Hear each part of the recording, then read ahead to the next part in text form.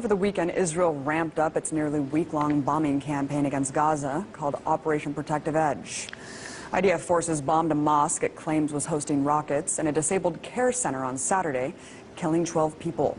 On the same day, Israel launched 5, quote, warning missiles into Gaza's only geriatric urgent care hospital, where international volunteers have since rushed to shield patients.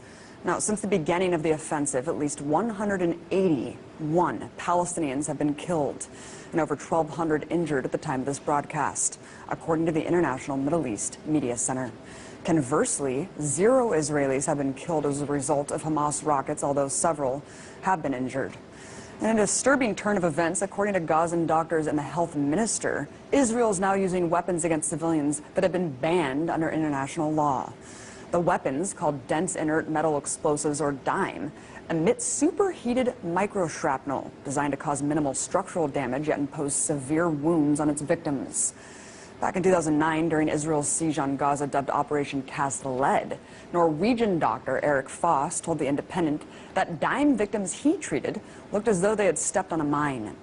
He went on to say, quote, there was no shrapnel in their wound. Some had lost their legs. It looked as though they had been sliced off. I have been to war zones for 30 years, but I've never seen such injuries before. Now, if these reports are indeed true, it wouldn't be the first time Israel's used banned weaponry, considering its past deployment of white phosphorus.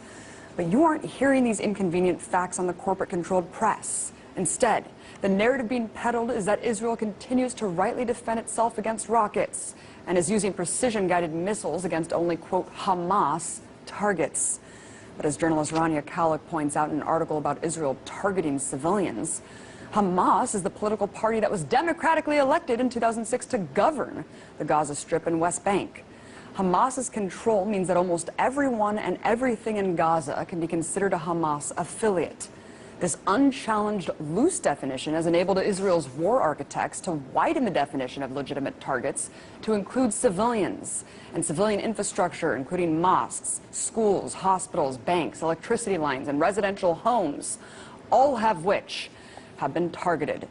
Indeed, as the Palestinian Center for Human Rights observed, Israeli warplanes launched 39 airstrikes targeting houses, agricultural plots, open areas, a charity, and a bank in the southern Gaza Strip town of Khan Yunis. According to Gaza-based human rights group Al-Mizan, nearly 900 homes have been destroyed so far.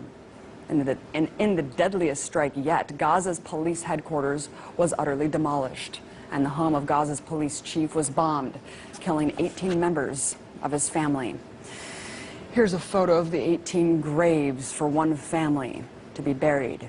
But if you ask the White House, this is all part of Prime Minister Netanyahu's, quote, responsible defense.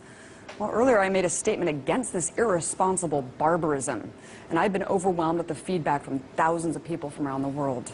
It's been featured on Turkish media as well as France, Indonesia, Pakistan, Malaysia, and has gone viral on Palestinian TV station Raya FM.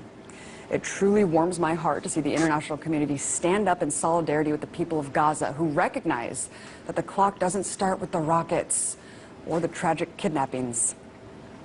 Palestinians in the West Bank and Gaza are living under brutal occupation, and there's no military solution to be had. As one Palestinian named Maha Mahana said, throughout this decades-long conflict, Israel has proven they can't win, and Palestinians have proven